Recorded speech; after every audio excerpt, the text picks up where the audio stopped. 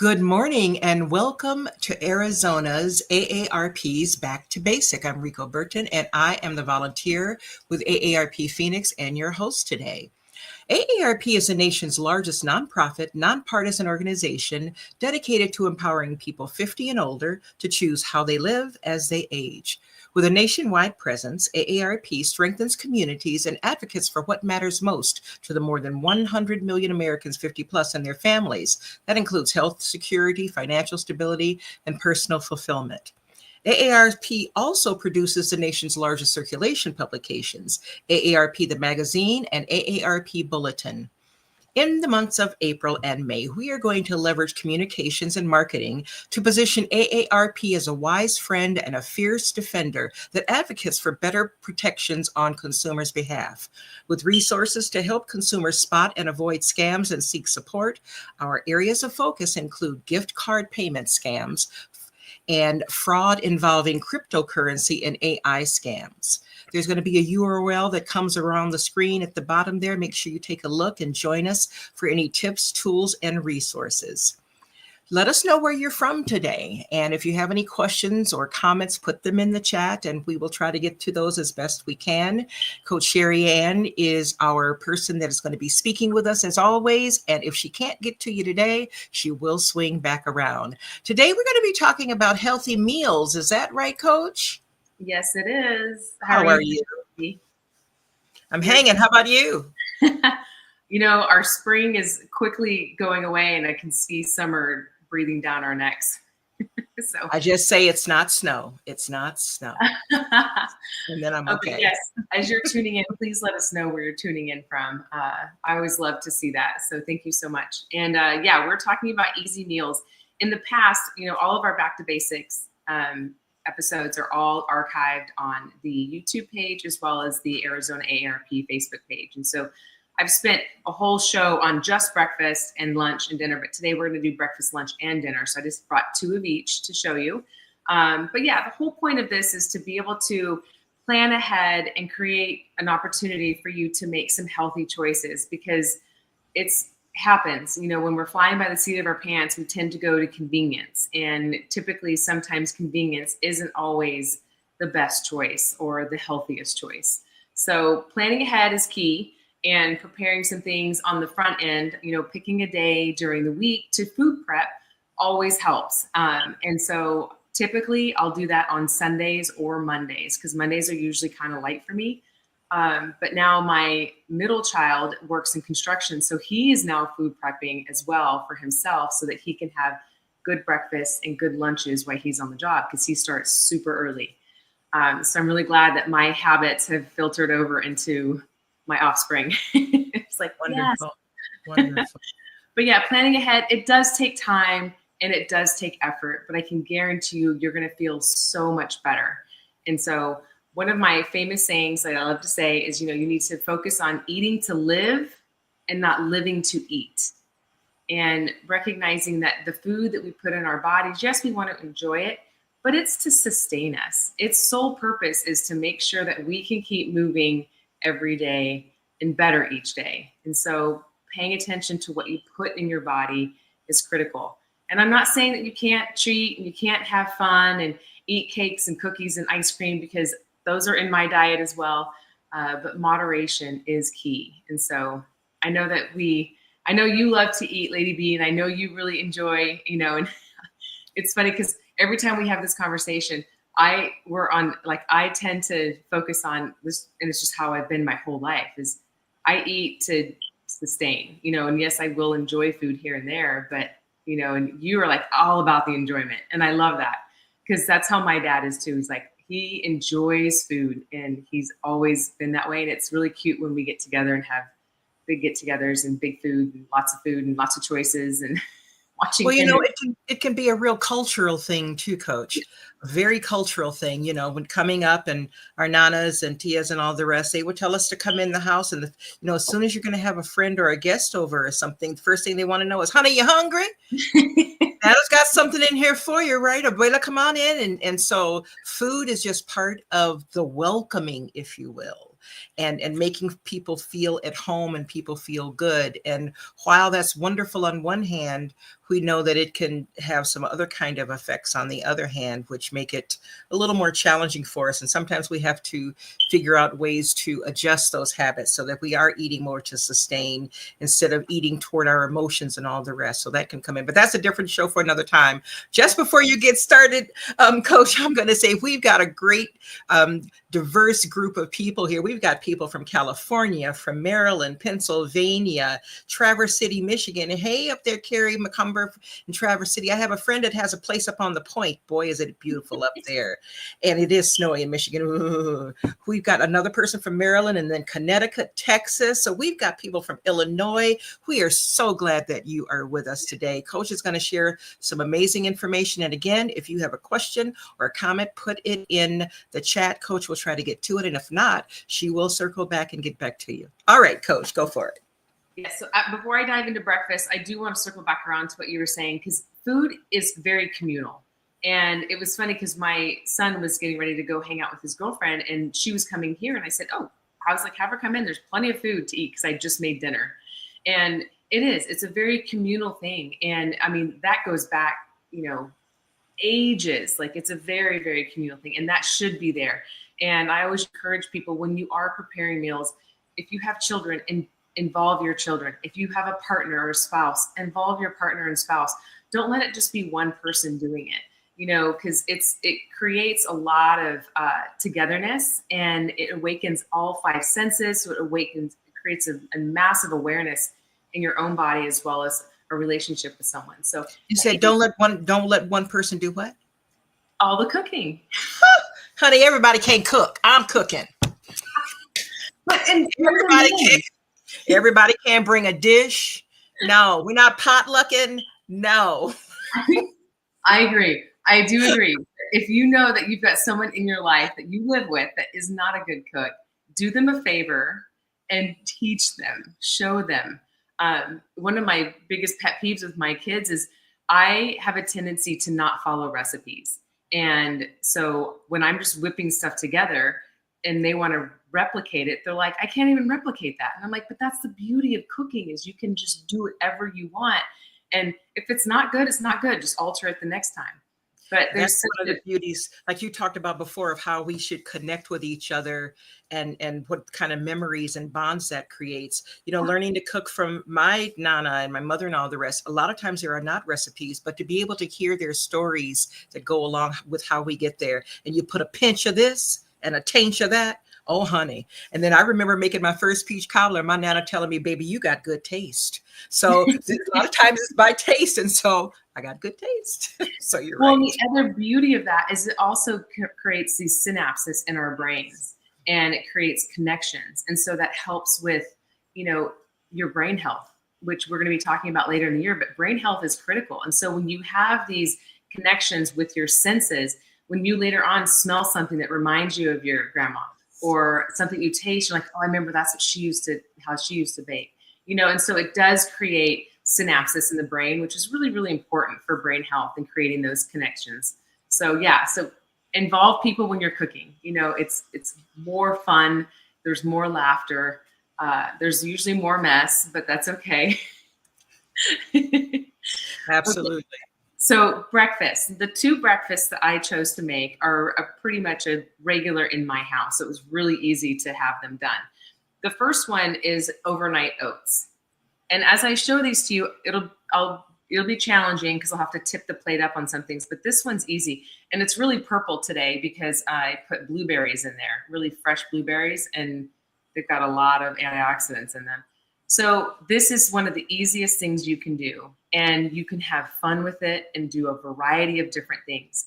So you do a half a cup of oats and a half a cup of whatever milk you prefer, whether it's almond milk, oat milk, skim milk. We do whole milk here because we're not afraid of fat. We need fat. And so we do whole milk. And then I put, what you can see in here, this dark layer right here is chia seeds, which are really good for your intestinal tract. And so we put chia seeds in. There's blueberries and boysenberries, actually. A little dab of honey. And then the top, there's pecans in the top because that's my favorite nut.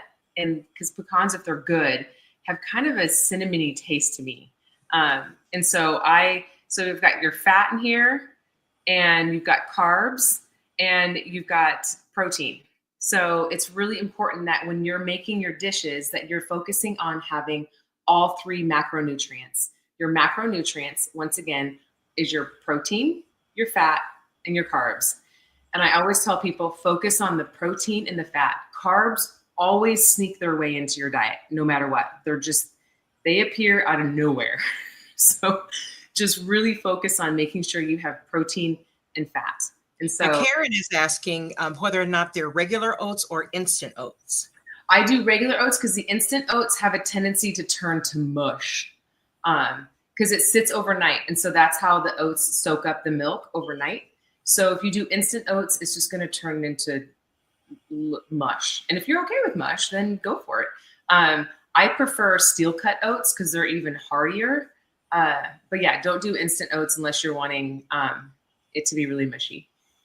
Now, with the chia seeds, do you grind them at all, or you just leave them? No, because they have a gelatinous coating on them that actually turns gelatinous once it's soaked in a liquid, and that's what helps with your intestines. But flax seeds, now that's the one that you do want to do ground.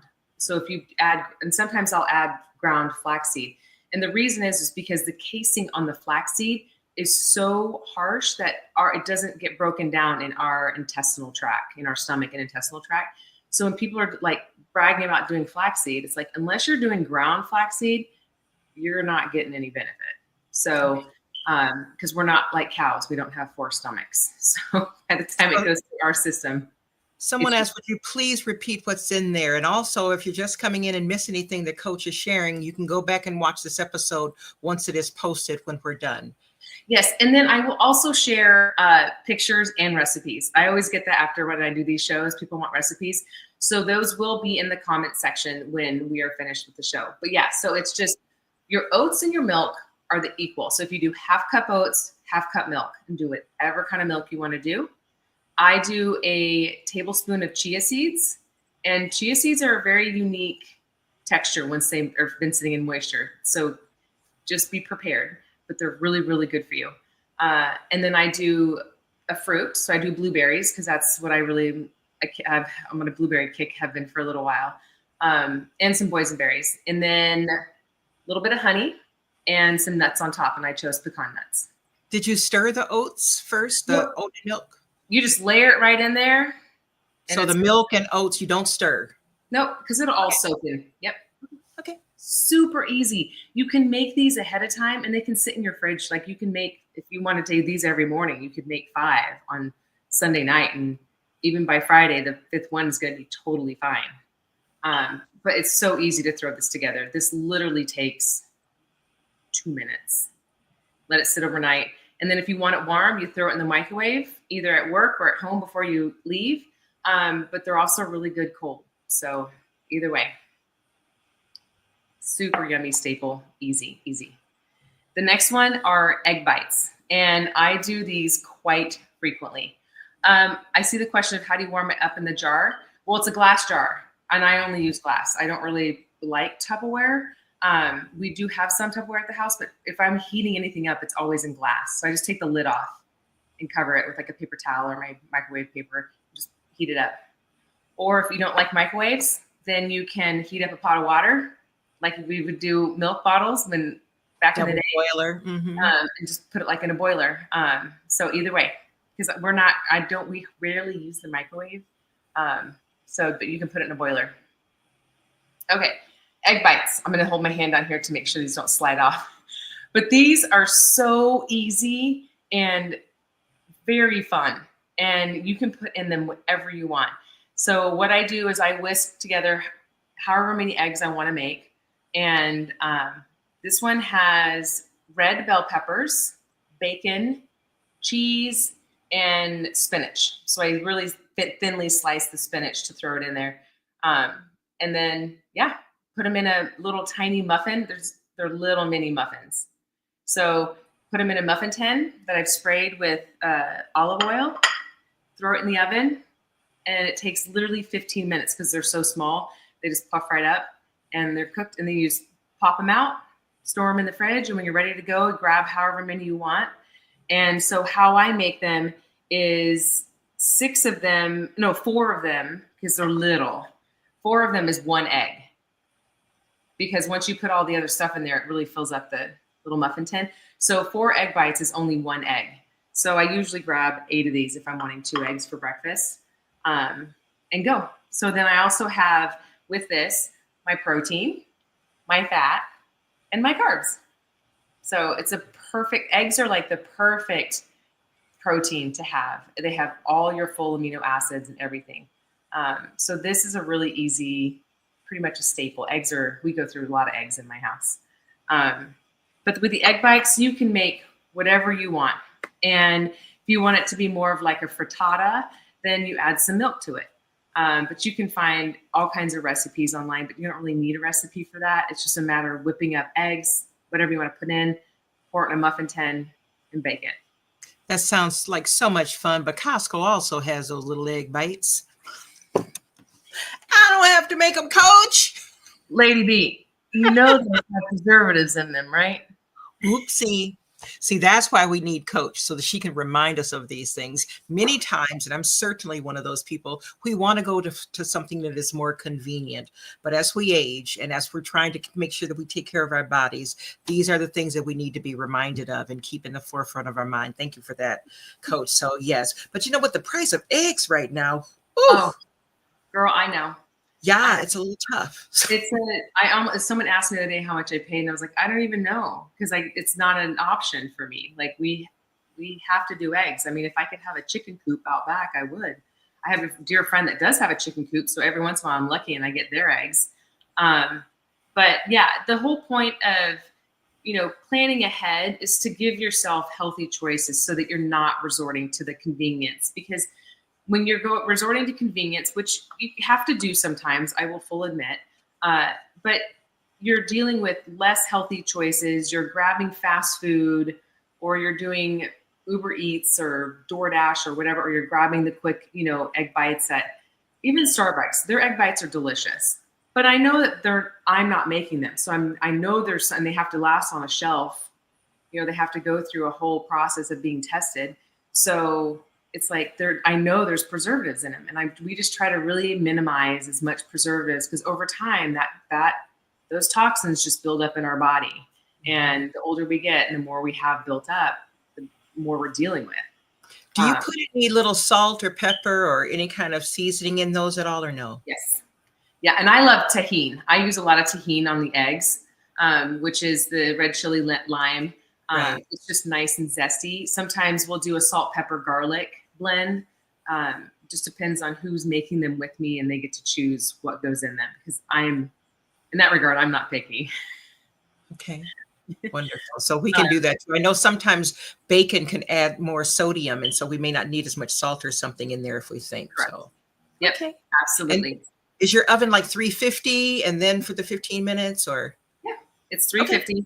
Yep, it's really easy. And, in fact, because I have one of those big air fryers, it's a double door air fryer that also works as an oven, I just throw them in there for 15 minutes at 350 and they're done. Awesome. I'm not heating up the whole oven and heating up the whole house. That's nice. Yeah, I have an air fryer too. I'll have to try that. Thanks for that. Okay. Yeah. Yep. I know that somebody asked if I can freeze them. Yes, you can.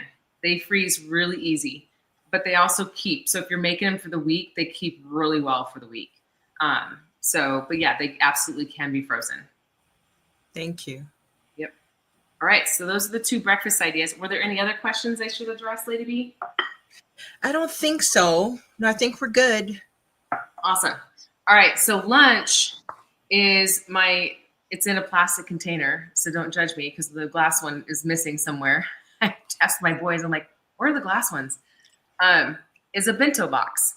So I really love this idea, because this you can make it the night before and take it to work and easily eat this at work, and I always encourage people, don't eat at your desk, give yourself a mental break, walk away from your computer, maybe even your phone, and go and enjoy your food. We have a tendency during the day to eat while we work, Mhm. And you lose that mind-body connection of when you're eating for sustainability, and people don't even pay attention to the cues when they're working while they're eating.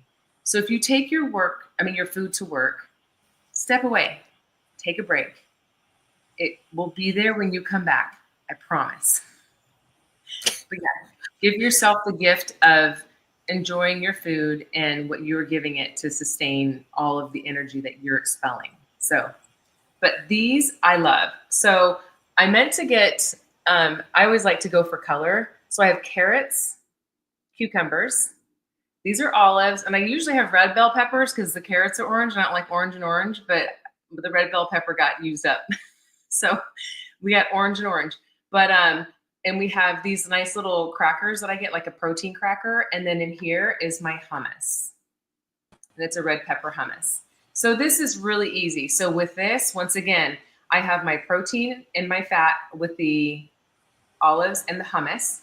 And then I have my carbs, obviously, with the veggies. And the nice thing about veggies is they fill you up really fast. There's a lot of chewing involved. So it forces you to slow down and actually enjoy your meal when you're having to chew more. That's the other thing with processed and convenience foods is they've taken out the chewability of it. So you don't have to chew very much typically. So you eat more. But so here, the other benefit here is not only you get a lot of fiber, you're gonna be forced to slow down to enjoy this. But you can put whatever you want in a bento box, really. But What about fruit? Oh yeah, you can definitely do fruit. Yep, Okay. absolutely. And there's even hummus that's meant for fruit to be dipped into hummus, like fruit-based hummuses. But yeah, you can do fruit. And if you don't want to do crackers, you can do like crostinis or bread if you want to do that instead. But like I said, carbs creep in no matter what. Just make sure you focus on that fat and that protein. So that's a fun little easy go-to. The next What were lunch, the brand of protein crackers that you use? Maureen is asking. I will put that in the chat for you because they're Okay. in the cupboard. But Maureen, I promise, I'll circle back around for you. Thanks. So my next one, I hope these don't slide off. My next lunch, these are tuna salad wraps, and I use artisan romaine as my wrap, mainly because we just don't do a lot of carbs here. Because like I keep saying, carbs creep in no matter what. And so it's just artisan romaine because I like them because they're little. This is actually a tuna salad. Sometimes you can do canned chicken if you don't like tuna, or if you're worried about mercury in tuna. So, but we flip-flop back and forth. But this is super high in protein. And also for my fat, I have avocados sliced on top. And the tuna is actually mixed with a avocado oil-based mayo. Mm-hmm. So we have the mayo. So we got some fat in there. And I usually sometimes chop up fine red bell peppers in it too, just for color. Because you know me, I keep talking about, eat the rainbow. Mm-hmm. I was out of red bell pepper last night. So it's not as colorful as it normally is. But yeah, so you can make the tuna salad or chicken salad, up ahead of time. Throw it in some lettuce wraps, wrap it up, and take it with you to work or picnic or wherever you're headed. And I love that because it's super high in protein and in fat. And like I said, those are the two that you really need to focus on. Great. All right, so those are the two lunches. I'll zoom in here because I didn't realize we were yapping and I was running out of time. We're good. So my next two are dinners. And the first one is a taco salad. And we always have taco meat in the house because I have two growing boys. So ground beef is really easy to manage and just keep cooked in the fridge. And so we always have taco meat in the fridge. Sometimes it goes on a salad. Sometimes it goes in a quesadilla. Sometimes it goes in mini tacos. But usually for me, it's a taco salad. And I make my salads really, really hearty. And so I have here mixed greens, and then I have tomatoes, bell peppers, cucumbers, beets, some carrots, and some radishes, and then my taco meat and some extra avocado on top for fat.